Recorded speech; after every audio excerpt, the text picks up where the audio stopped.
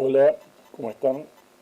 Bueno, empezamos hoy esta clase, el tema que vamos a tratar se vincula con la información, lo llamaremos operaciones sobre la información, modificaciones en los ámbitos de producción y consumo en el contexto actual. Y para empezar, a mí me gusta diferenciar conceptualmente los conceptos de datos e información. El dato es una representación simbólica de una parcela de la realidad e información es un insumo para una toma de decisiones. Y yo suelo, para ejemplificar qué es un dato, yo tengo una virome, es también bien de parte de la realidad, tiene una longitud de 20 centímetros. Con una regla la mido y me dice tiene 20 centímetros. Una cosa es la virome. Cuando yo su longitud la transformo en 20 centímetros, estoy usando un 2, un 0, la letra C y la letra M, elementos simbólicos del lenguaje y de la forma de numeración. Estoy produciendo un dato. ¿Sí? Yo puedo decir que la habitación en la que estoy tiene 2 metros por 3 metros. 2 metros y 3 metros son datos asociados a las medidas de la habitación. Con, con esos datos puedo producir más datos. Por ejemplo, puedo decir que esta habitación tiene una superficie de 6 centímetros. Si tengo otro dato de otra forma, otra magnitud, la superficie, y sigo teniendo un dato. Ahora, yo digo, quiero poner baldosas en esta habitación y digo que una baldosa tiene una superficie X. Entonces, yo proceso estos datos y digo, estos 6 metros dividido la superficie X me va a dar un número n de baldosas. Ese número n que yo voy a utilizar para ir a comprar baldosas, o ir a buscar o conseguir baldosas, eso es información. Yo procesé datos y produje información. Esto a modo de diferenciación. Y vuelvo acá, presento, a ver si así se ve más grande. Presento esta matriz que hicimos hace muchísimos años con el ingeniero Jorge Petrosino, entre otras funciones que tiene, tiene una función de clasificación de operaciones. ¿No? La matriz es muy conocida. Se dice que los insumos generales de la tecnología son materia, energía e información, genéricamente, y la clasificación de las operaciones que yo puedo hacer con esos insumos son transformaciones, transporte y almacenamiento. Con respecto a las operaciones de transformación, en el caso particular de los materiales sólidos o los materiales en general, se puede hablar de transformación de forma y de transformación de sustancia. Esta es una clasificación abreviada de los tipos de operaciones que se pueden hacer en los materiales, como no es el tema acá clasificar las operaciones de transformación. Me quería referir a esto. Yo tengo transformaciones de forma donde un mismo material lo convierto en otro aspecto, en otra forma.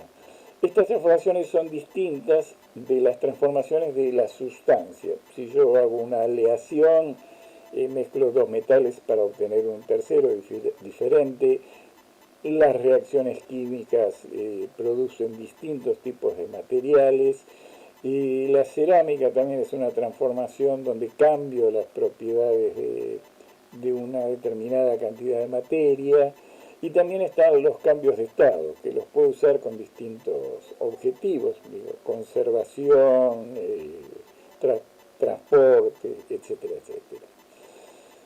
Con la energía podríamos hacer una reflexión similar. Ahí está, en el gráfico se pueden ver algunos ejemplos, pero bueno, tenemos mecanismos y tenemos motores o transformadores de energía térmica en mecánica, o de mecánica en térmica, o de mecánica en eléctrica, o de eléctrica en calórica. O sea, tenemos distintos tipos de transformaciones. También cobra una dimensión todos los problemas de mecanismo de transmisión de la energía, mecanismos cuando se habla de transmisión de energía mecánica, cables para el caso particular de la energía eléctrica, y bueno, el problema del almacenamiento de la energía también es una dimensión importante de la tecnología, con los temas asociados a represas, como almacenamiento de energía mecánica o baterías, o los temas vinculados con la aislación térmica como forma de almacenar energía calórica, o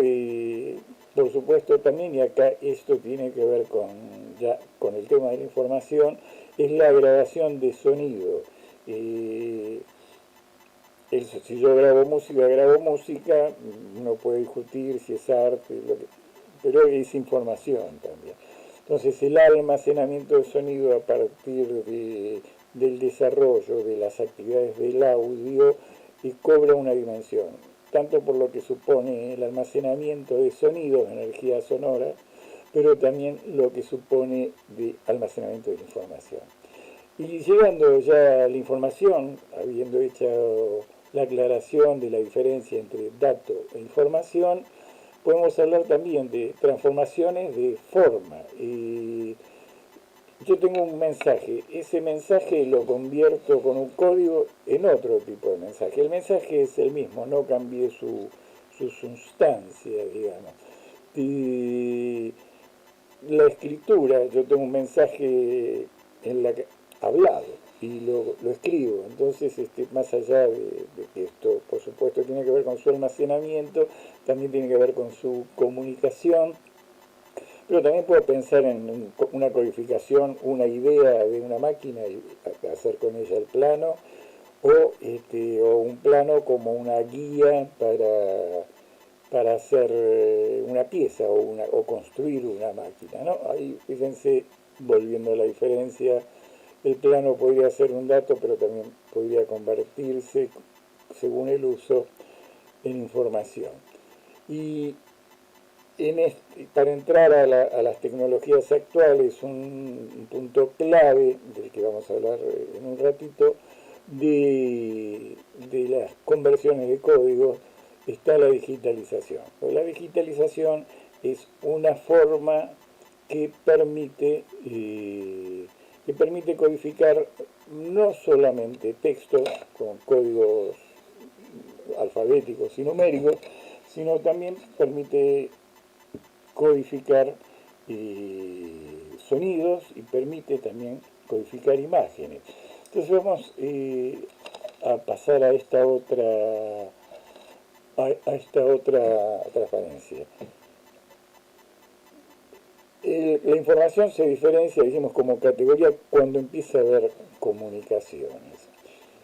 Yo voy a decir que hay como un proceso general. Recuerden esta idea, que los procesos, las operaciones de los procesos se conservan en el tiempo y lo que cambian son las tecnologías con las cuales se hacen estas operaciones. Entonces, hago una síntesis de un proceso de telecomunicación. Yo tengo un mensaje, este mensaje, la primera operación que hago para comunicarlo es codificarlo. Cuando mando una carta estoy codificando lo que quiero decir en un texto. Ahí tengo símbolos con los cuales codifico. Pero por supuesto el telégrafo de Chappe, el telégrafo de Morse, también producían un tipo de código. El código Chappe, el código Morse, convertían el mensaje en otro sistema de representación de códigos.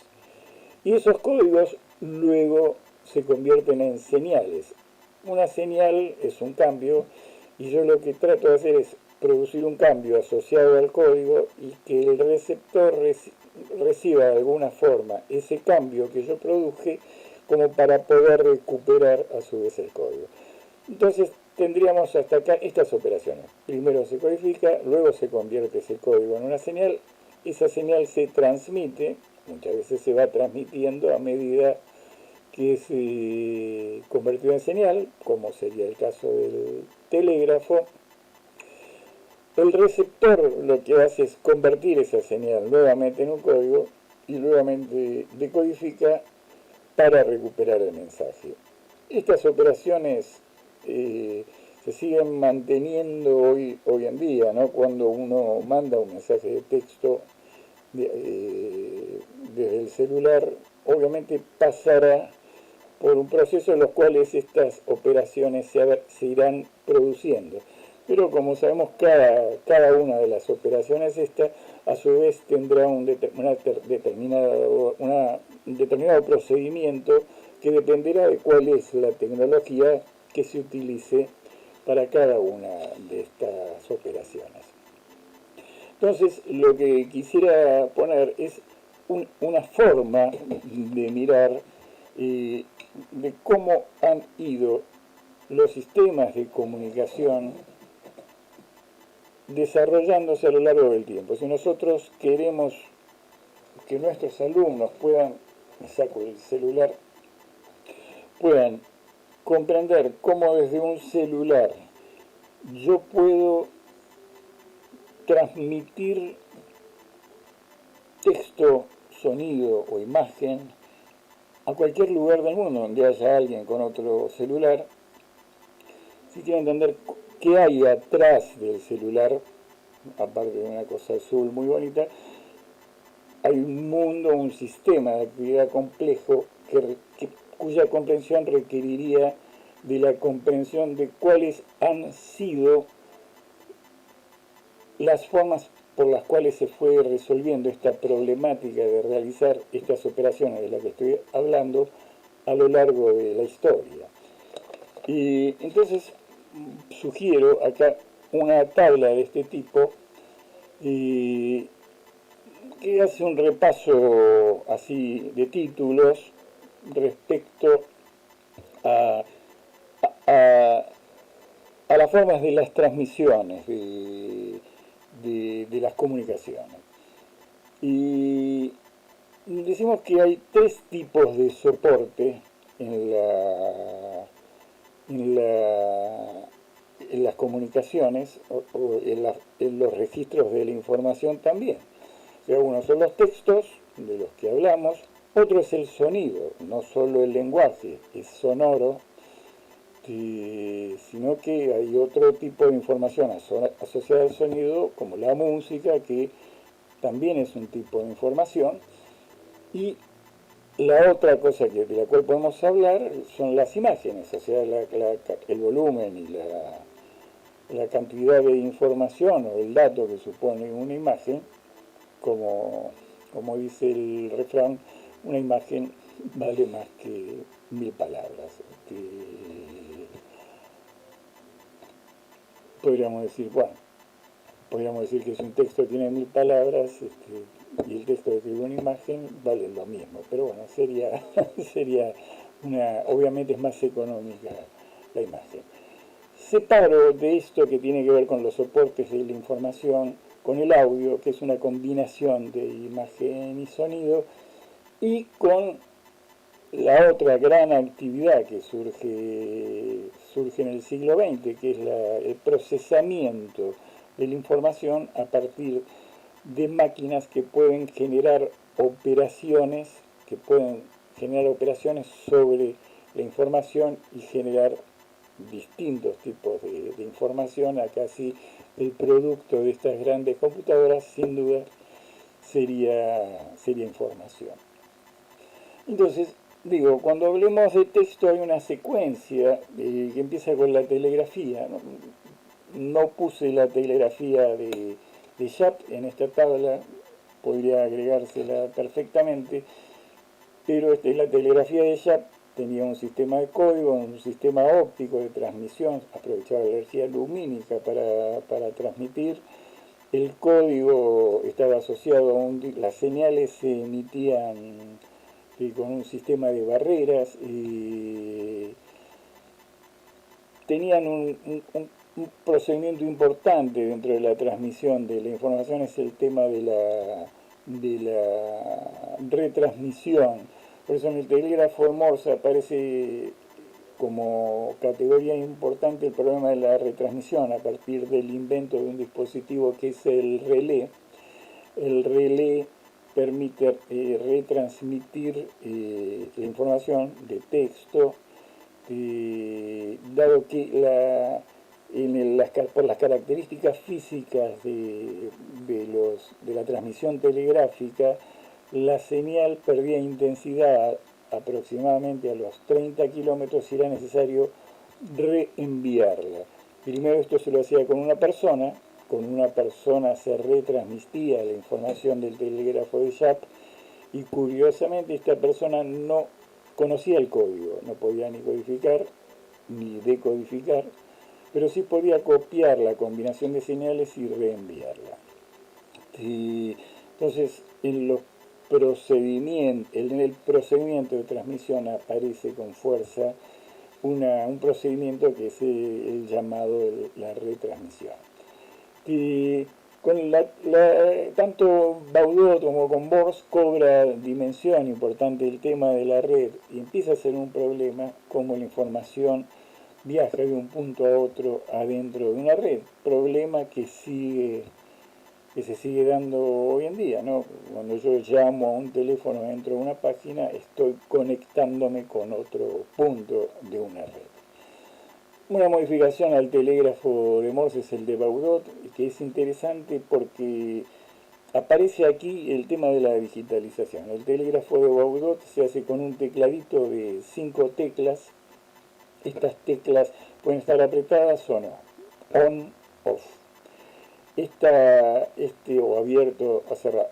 Esta combinación permite, es un tema que estudiarán en comunicaciones, permite diferenciar 32 símbolos distintos, que curiosamente corresponden a la cantidad de teclas que tenía una máquina de escribir.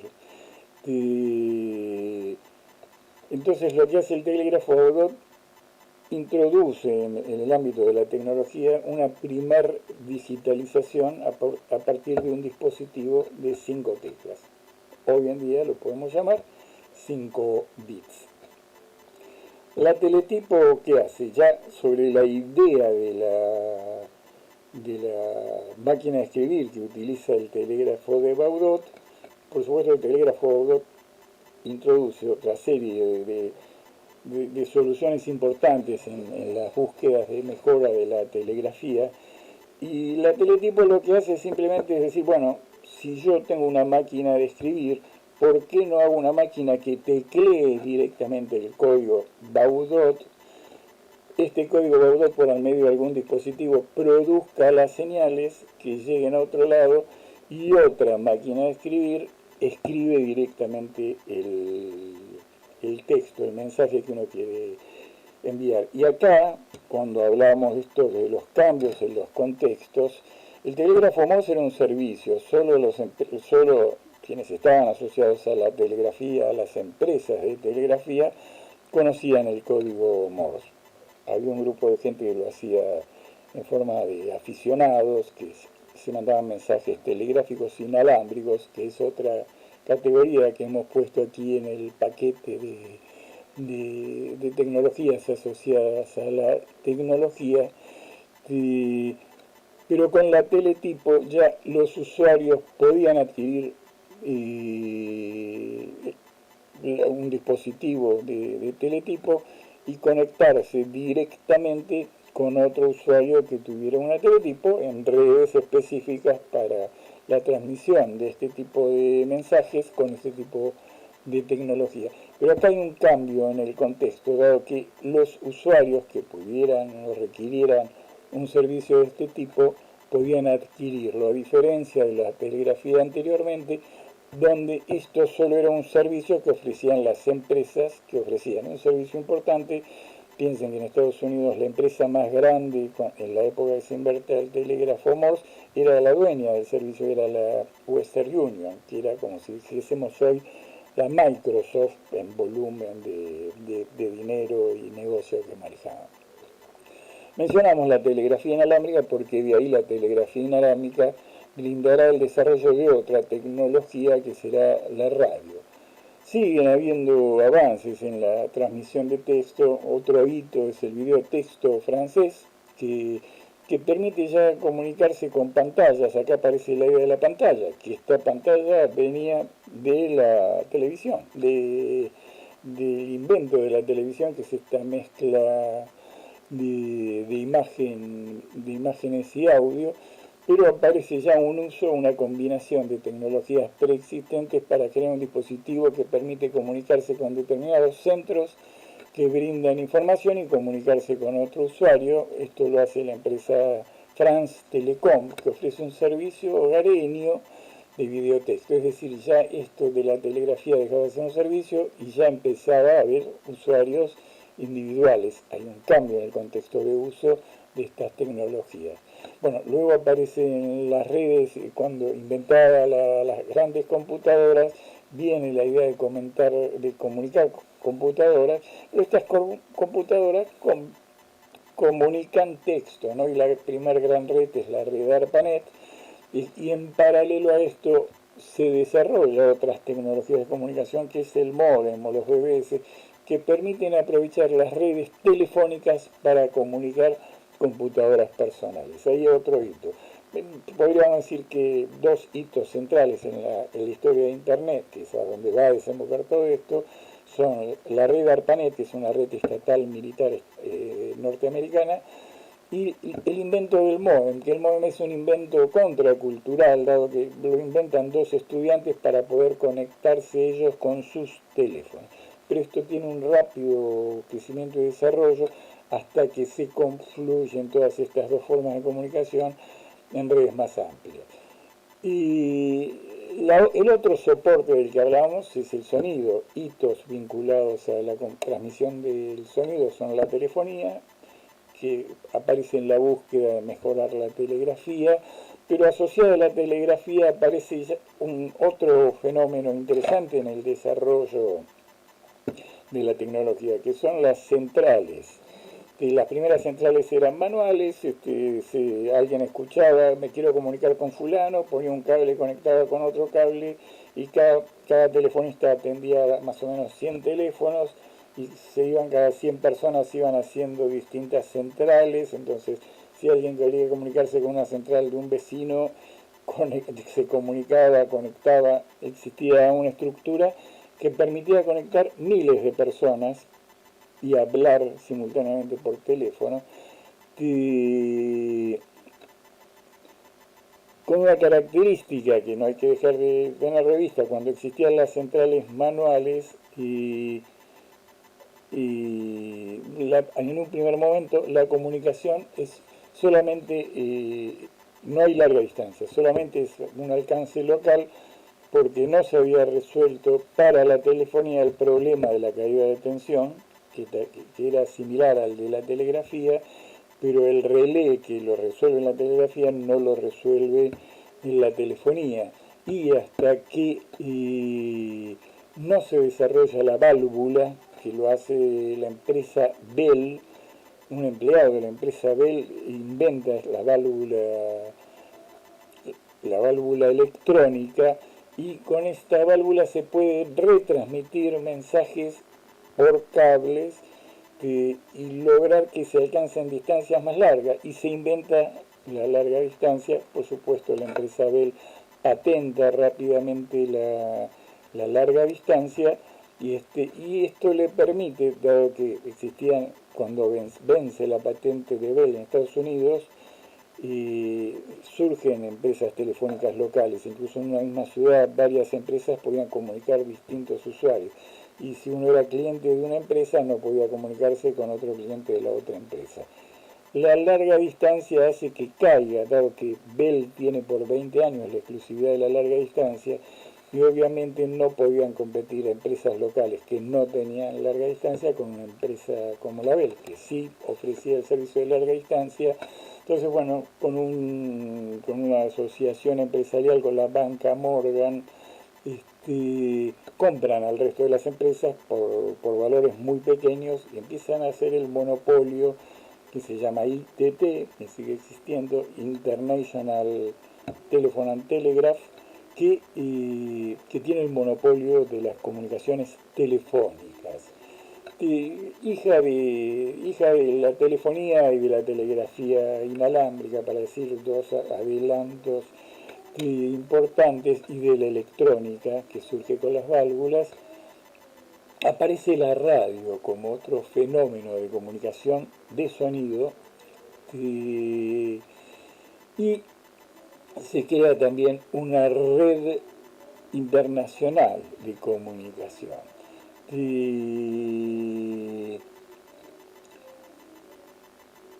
Luego aparecen las centrales electromecánicas, que son otro hito. Esto elimina a las telefonistas prácticamente.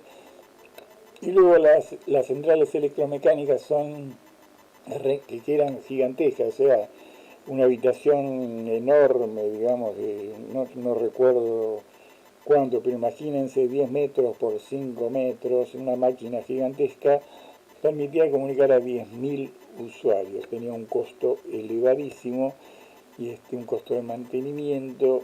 Y ahí un poco habría una de las razones técnicas por las cuales en la Argentina, por lo menos cuando las centrales eran electromecánicas, se tardaba tanto tiempo en que entregaran el teléfono, dado que era necesario tener 10.000 pedidos para que valiera la pena invertir en una central para esas 10.000 líneas.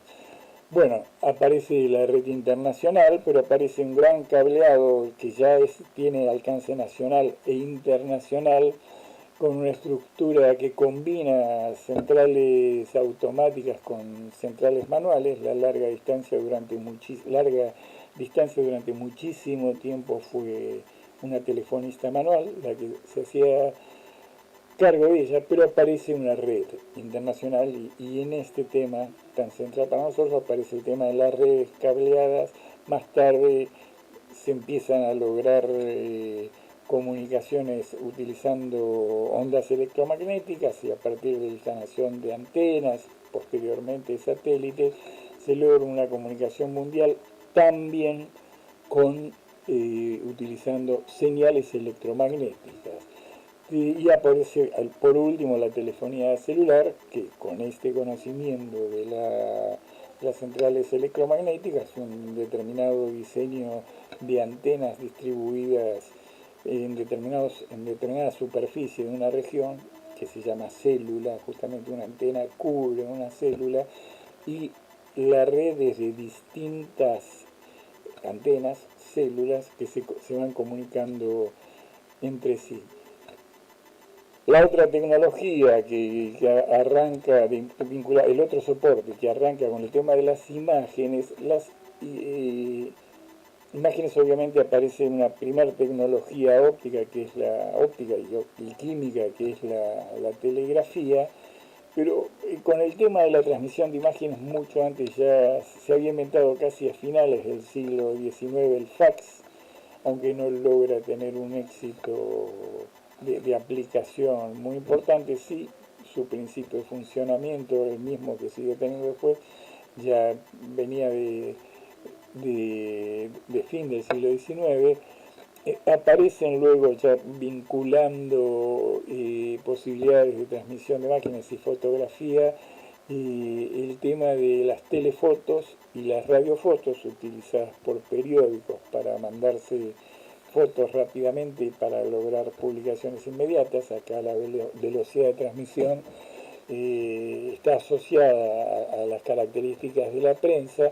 Aparece también la televisión, que curiosamente como servicio empieza siendo de aire y posteriormente se hace de cable, aunque presumiblemente es la primera transmisión de un lugar a otro de imagen y movimiento y sonido corresponda a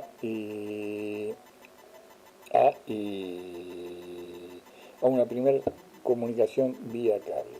O el uso de las ondas electromagnéticas que venían siendo utilizadas por la radio logra que se difunda el uso de la televisión de aire, que lógicamente toma la lógica de capturar movimiento a partir del cine. No está mencionado, pero el cine, que es otra forma de almacenar imágenes y sonido en movimiento, está vinculada a la generación de la televisión. Luego la televisión se puede hacer satelital, logrando vincular distancias muy importantes, y curiosamente a posteriori aparece la televisión por cable.